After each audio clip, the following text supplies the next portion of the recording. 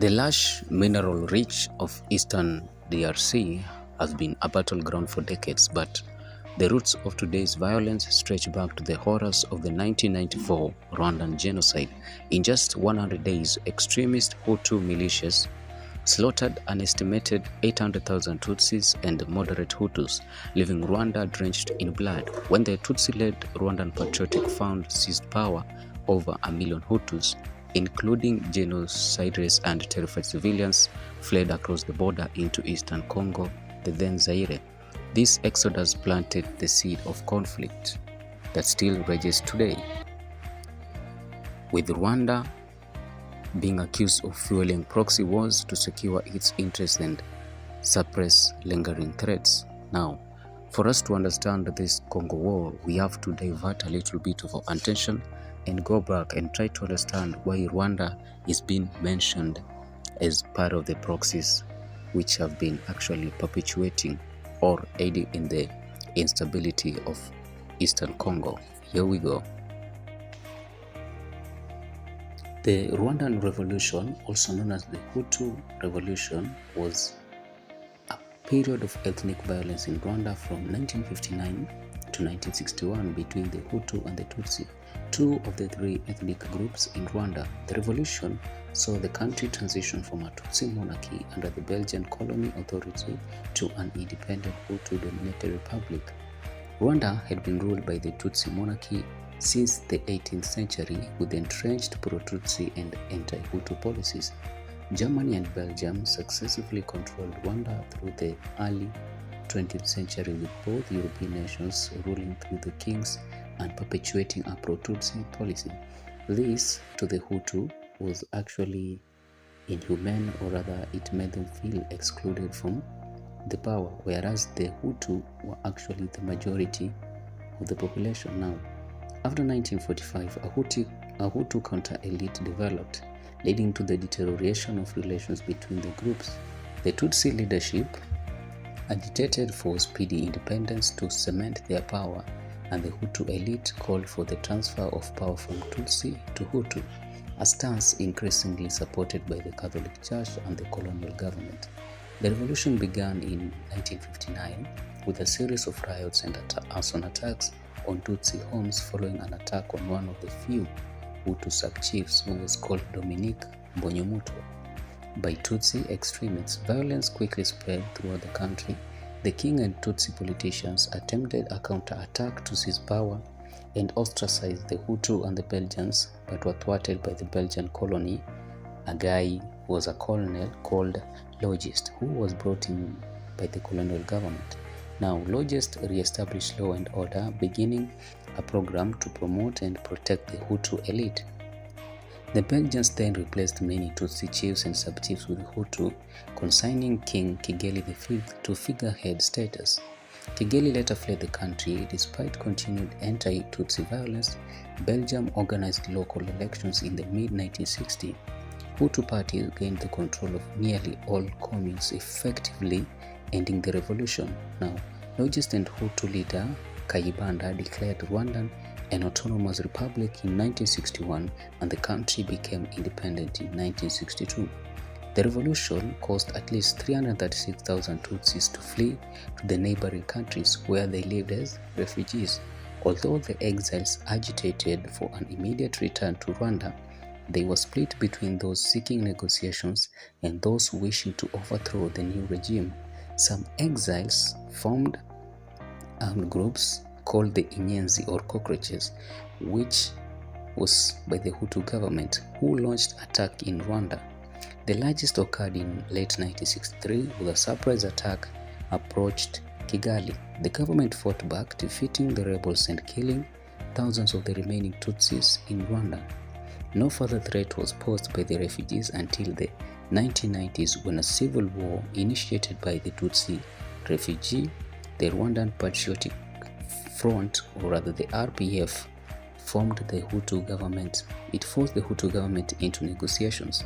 This led to a rise in Hutu extremism and the 1994 genocide, in which over 500,000 Tutsis, or over 1 million Tutsis, were killed before the RPF took control. Now, The war began on 1st of October 1990 when the RPF invaded northeastern Rwanda, advancing deep into the country. They suffered a major setback when Rwigema was killed in action on the second day. The Rwandan army, assisted by expeditionary troops from France, gained the upper hand, and the RPF were largely defeated by the end of October. Kagame, who had been in the United States during the invasion, returned to take command. He withdrew troops to the Virunga Mountains for several months before attacking again. Now, the RPF began an insurgency which continued until mid-1992, with neither side able to gain the upper hand. A series of protests forced Rwandan President Habyarimana to begin peace negotiations with the RPF and domestic opposition parties. Despite disruptions and killing by Hutu power, a group of extremists opposed any deal, and a fresh RPF offensive in early 1993. The negotiations were successfully concluded with the signing of the Arusha Accords in August 1993. You can check the details if you want to know more about the Arusha Accords. Now, an uneasy peace followed, during which the terms of the Accords were gradually implemented. RPF troops were deployed to a compound in Kigali, and the peacekeeping United Nations Assistance Mission for Rwanda was sent to the country. The Hutu power movement was steadily gaining influence and planned a final solution to exterminate the remaining Tutsis. This plan was put into action following the assassination of President Habyarimana on the 6th of April 1994. Over the course of that, about 100 days, between 500,000 to 1 million Tutsis and moderate Hutus were killed in the Rwandan genocide. The RPF quickly resumed the civil war. They captured territory steadily, encircling cities and cutting off supply routes. By mid-June, they had surrounded the capital, Kigali, and on 4th July, they seized it. The war ended later that month when the RPF captured the last territory held by the interim government, forcing the government and genocidaries into Zaire. Now, the victorious RPF assumed control of the country with Paul Kagame as the de facto leader. Kagame served as the vice president from 1994 and as a president from 2000. So Kagame has been in power for around 30 years. The RPF began a program of rebuilding the infrastructure and economy of the country, bringing genocide perpetrators to trial and promoting reconciliation between the Hutu and the Tutsi. In 1996, the RPF-led Rwandan government launched an offensive against refugee camps in Zaire. Remember, these refugee camps are home to the exiled Hutus. Now, this home to exiled leaders of the former regime and millions of Hutu refugees. This action started the First Congo War, which removed the long-time dictator Mobutu Sese Seko from power. Now, let us get to see how did the effect of the Rwandan genocide contribute to the advancement or contribute to the start of the First Congo War, also known as the Africa's First World War, was a civil and international military conflict that lasted from 24th October to 16th May 1997, primarily taking place in Zaire, which was later renamed to be the DRC. Now, the war resulted in the overthrow of the Zairean president Mobutu Sese Seko, who was replaced by the rebel leader Laurent Desire Kabila. Now, let us get to see why the ousting of Mobutu Sese Seko by Laurent Desire Kabila and what had been happening in Congo to actually stimulate, or rather make it impactful for the need to oust Mobutu Sese Seko. Now, Mobutu came into power in 1965 and enjoyed support from the United States government because of his anti-communist stance while in office. However, Mobutu's totalitarian rule and corrupt policies allowed the Zairean state to decay, evidenced by a 65% decrease in Zairean GDP between 1960 and 1997. Following the end of the Cold War in 1992, the US stopped supporting Mobutu in favor of what it called a new generation of African leaders, including Rwanda's Paul Kagame and Uganda's Yoweri Museveni. Now, a wave of democratization swept across Africa during the 90s, if you remember, and a substantial internal and external pressure for a democratic transition in Zaire, Mobutu promised reform. He officially ended the one-party system he had maintained in 1967, but ultimately proved unwilling to implement broad reform, alienating allies both at home and abroad. In fact, the Zairean state had all but ceased to exist. The majority of the Zairean population relied on an informal economy for their since the official economy was not reliable. Furthermore, the Zairean National Army Force FZ was forced to prey upon the population for survival. Mobutu himself allegedly once asked the FZ soldiers why they needed pay when they had weapons. Can you imagine now? Mobutu's rule encountered considerable internal resistance, and given the weak central state, rebel groups could find refuge in Zaire's eastern province, far from the capital of Kinshasa. Now, opposition groups, including leftists who had supported Patrice Lumumba from 1925 to 1961, as well as ethnic and regional minorities opposed to the nomination of the dominant state in Kinshasa, Laurent Desire Kabila, an ethnic Luba from Katanga province who would eventually overthrow Mobutu, had fought Mobutu's regime since its inception. The inability of the Mobutu regime to control labor movements in the eastern provinces eventually allowed its internal and external force to ally. Now, tensions had existed between various ethnic groups in the eastern Zaire for centuries, especially between the agrarian tribes of Congo and the Banyarwanda in the eastern region of Congo, which is the province of Kivu. When colonial boundaries were drawn in the late 19th century, many Banyarwanda found themselves on the Congolese side of the Rwandan border in Kivu province. The earliest of these migrants arrived before colonization, that was around the 1880s, followed by the emigrants whom the Belgian colonizers forcibly relocated to Congo to perform manual labor around 1908, and by another significant wave of immigrants fleeing the social revolution of 1959 that brought the Hutu to power in Kigali. Tutsi, who emigrated to Zaire before Congolese independence in 1960, are known as the Banyamulenge, meaning from Mulenge, and had the right to citizenship under the Zairean law. Now, Tutsi who emigrated to Zaire following independence are known as the Banyarwanda.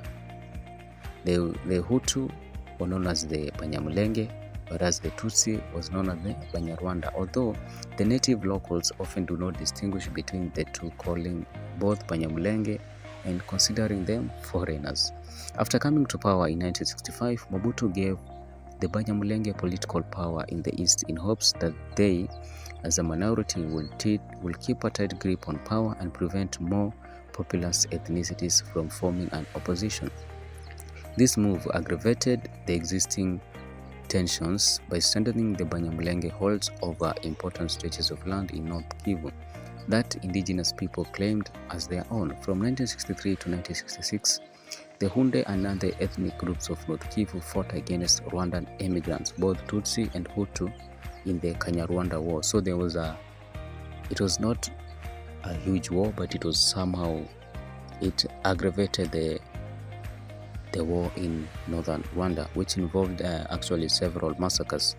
Now, despite a strong Rwandan presence in Mobutu's government, in 1981, Zaire adopted a restrictive citizenship law which denied all the Banyamulenge and Banyarwanda citizenship and therewith all political rights. Now, this meant that the Banyarwanda and the Banyamulenge were on their own.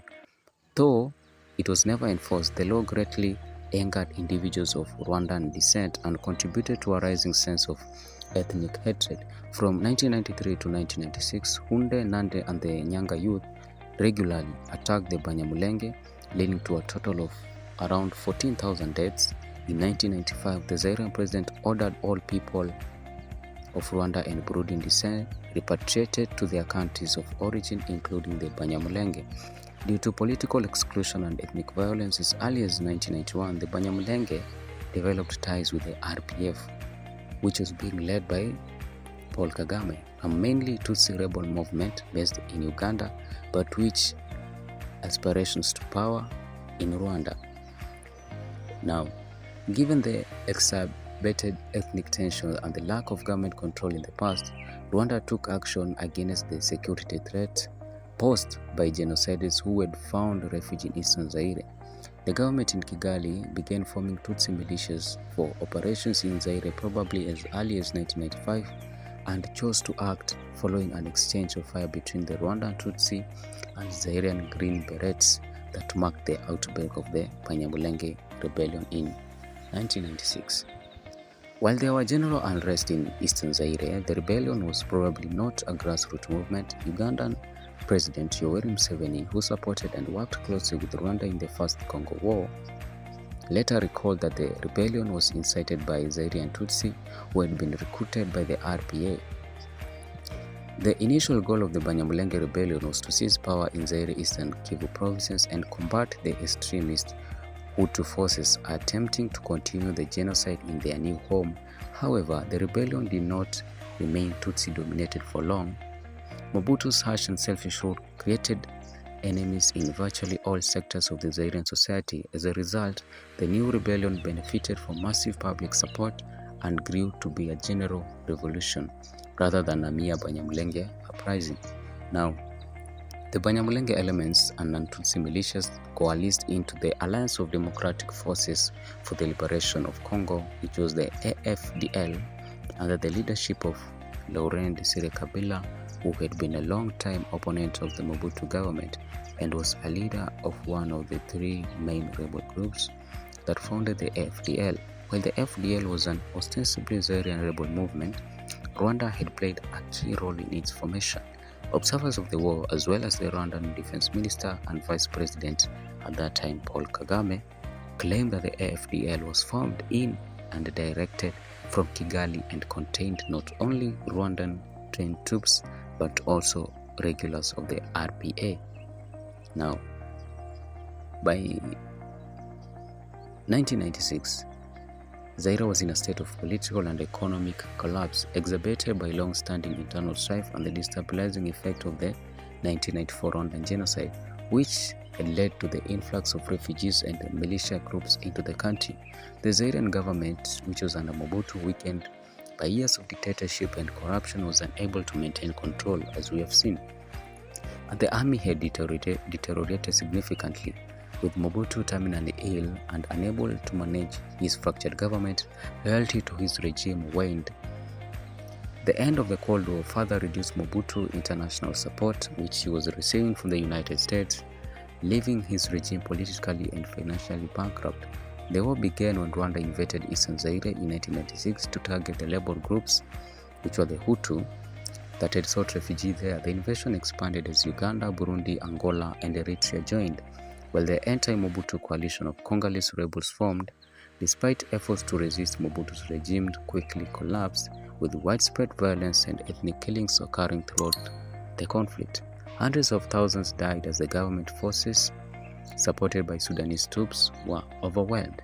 After Mobutu's ousting, Kabila's government renamed the country the Democratic Republic of Congo. However, his regime remained unstable because he sought to distance himself from his former Rwandan and Ugandan backers.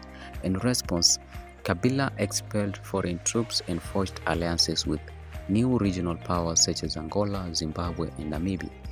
These actions prompted a second invasion from Rwanda and Uganda, triggering the Second Congo War in 1998.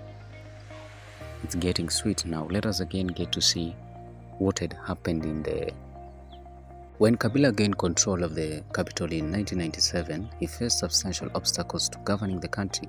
He renamed the state from Zaire to DRC. In addition to political jostling among various groups seeking to gain power and an enormous external debt, his foreigners' backers proved unwilling to leave when asked. The conspicuous Rwandan presence in the capital rankled many Congolese who began to see Kabila as a pawn of foreign powers. Now, tensions later reached new heights in 1998 when Kabila dismissed his Rwandan chief of staff, James Kabarebe.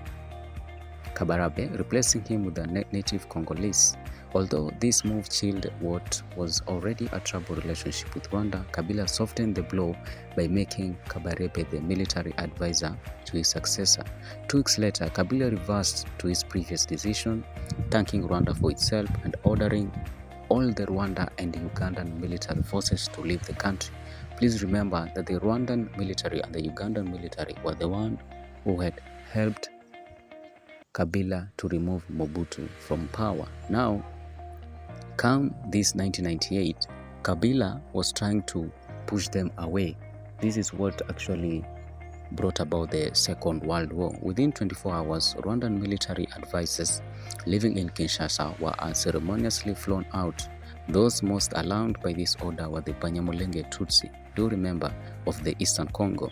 Their tensions with neighboring ethnic groups had been a contributing factor in the genesis of the First Congo War, and they were also used by Rwanda to affect events across the border in the DRC. Now, come August of the same year, 1998, the Banyamulenge in Goma erupted into rebellion. Rwanda offered them immediate assistance, and early in August, a well-armed rebel group of the Rally of Congolese Democracy, composed primarily of the Banyamulenge and backed by Rwanda and Uganda, emerged.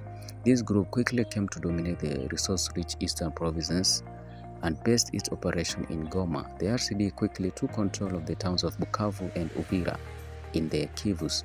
The Tutsi-led Rwandan government, allied with Uganda and Burundi, also retaliated, occupying a portion of northeastern Congo. To help remove the occupying Rwandas, President Kabila enlisted the aid of refugee Hutu in eastern Congo and began to agitate public opinion against the Tutsi. Now, there is resulting in several public lynchings in the streets of Kinshasa. On August 12th, a loyalist army major broadcast a message urging resistance from a radio station in Bunia in eastern Congo. This is what he said: "People must bring a machete, a spear, an arrow, a hoe, spades, rakes, nails, truncheons, electric irons, barbed wire, stones, and the like in order, dear listeners, to kill the Rwandan Tutsis." The Rwandan government also challenged the current borders by claiming a substantial part of eastern Congo as historically Rwandan.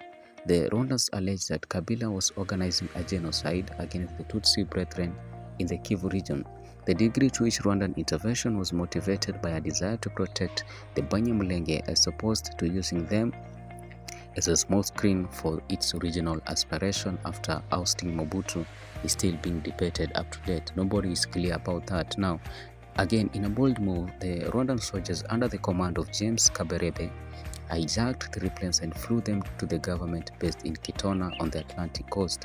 The planes landed in the middle of Kitona base, but the motley collection of troops there, the ex-FAZ, but also Angolan UNITA elements and the former Pascal Lisoba militiamen from Brazzaville, were in poor condition and in no condition to fight unless given food and weapons.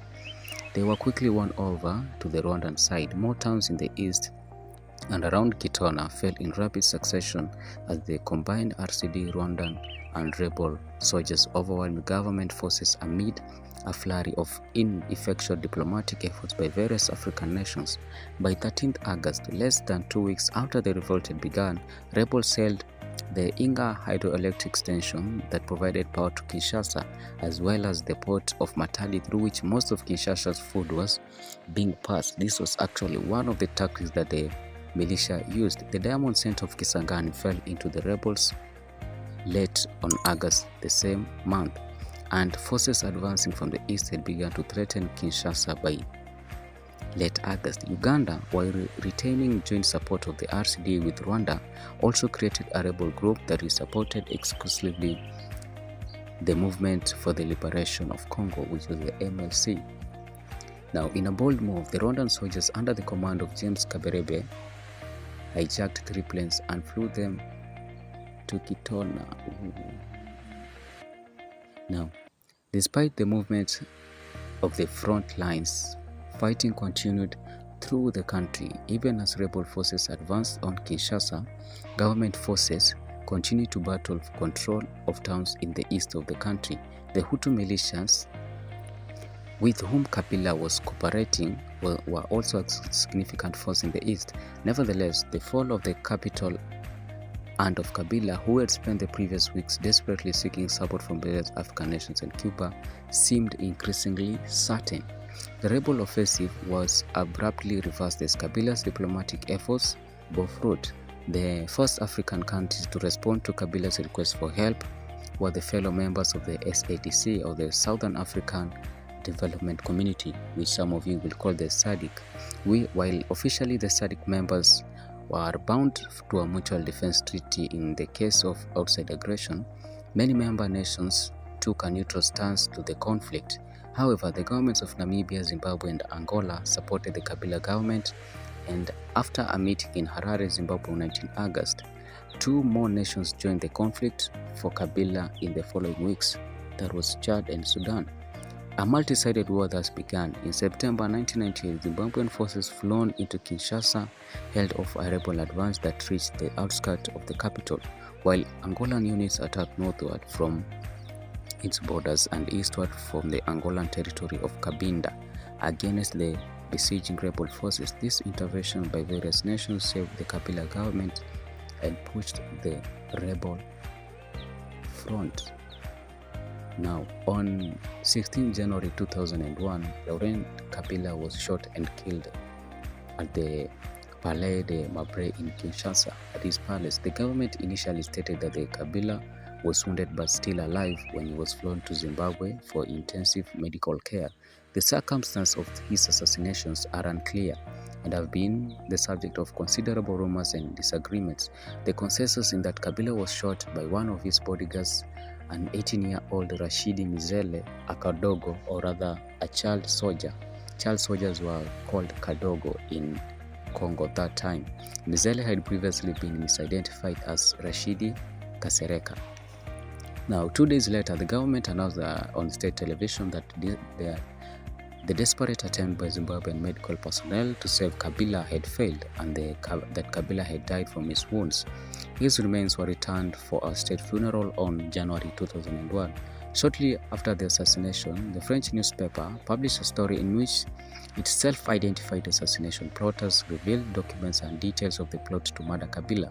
The plotters were mainly Kadogos, or rather the child soldiers who had been under Kabila's command since 1996 when he seized power, and were aggrieved over their poor treatment. The catalyst for the assassination appeared to be the execution of 47 Kadogos accused of plotting against Kabila. The execution witnessed by Kabila took place the day before his assassination. While the role of the disgruntled Kadogos is relatively well established, there have been some attempts to argue that they were under the influence of external actors who sought to overthrow Kabila. Some Congolese officials attempted to implicate their principal enemies by alleging that the Rwandan mastermind the operation. Some observers have lent credibility to those allegations, while Al Jazeera documentary The Murder in Kinshasa, which alleges that a Lebanese diamond dealer allegedly organized the logistics of the organizations, others have speculated that the Angolans, due to the Kabila complicity in helping the Angolan rebel group unit channel funds to the DRC, or even the Americans were involved in the assassination. There is as yet no proof as that Mizele or the Kadogos were acting under orders from an external force. That is a total conspiracy there. Now, by unanimous vote of the Congolese parliament, his son Joseph Kabila was sworn into power to replace him. That he won the election was largely due to Robert Mugabe's backing the Zimbabwean president by then, and the fact that most parliamentarians had been handpicked by the elder Kabila. Now, in February, the new president met Rwandan President Paul Kagame in the United States. Rwanda, Uganda, and the rebels agreed to a United Nations pullout plan. Uganda and Rwanda began pulling troops back from the front line. Joseph Kabila had been described as a more adept political leader than his father. As Chris Talbot notes, an article in the Washington Post favorably contrasts Joseph Kabila, Western educated and English speaking, with his father. Now, the author of the Washington Post writes that Joseph Kabila gave diplomats hope that things have changed, in contrast to Laurent Desire Kabila, who stood as the major impediment to a peaceful settlement of the war launched in August 1998 to unseat him. A peace accord Laurent signed in the summer of 1999, the Lusaka ceasefire agreement, remained unfulfilled. largely because he kept staging new offensive while blocking deployment of UN peacekeepers in government territory. To compare, according to an analyst from the London-based Economic Intelligence Unit, the only obstruction had been Kabila because the Lusaka Accord called for the government's democratic transition, and that was a threat to his power. Now, that was the Second Congo War, and the main reason why it occurred is because Kabila, who had been supported by the Rwandan and Ugandan militia forces, he tried to reject them. He tried to push them out of Congo because he came into power and sought new allies with other states. For generations, the Democratic Republic of Congo has been caught in a relentless cycle, its immense mineral wealth bankrolling violence while its people endure endless suffering. From the horrors of the Second War, Africa's deadliest modern conflict, to today's escalating clashes with Rwanda-backed M23 rebels, history repeats itself. Armed groups battle for mines, foreign interest profit, and civilians bear the brutal cost.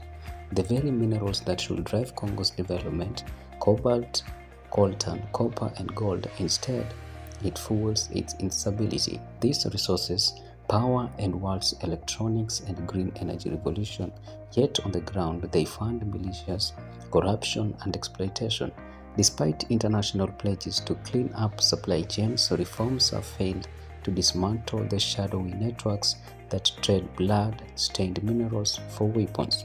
Now, under President Felix Tshisekedi, the DRC faces a pivotal moment. His administration has vowed to reclaim control of mining regions and secure the East, but progress remains fragile, with regional tensions rising and global demand for critical minerals soaring. The stakes have never been higher. Can Congo finally break from this destructive paradox, where its greatest riches become its greatest curse? The answer to this will not only shape the nation's future, but also the conscience of the world that depends on its resources. Please do remember to like, share, comment, and subscribe to keep getting more content right here on Africa Untold 101 with me. See you on the next one.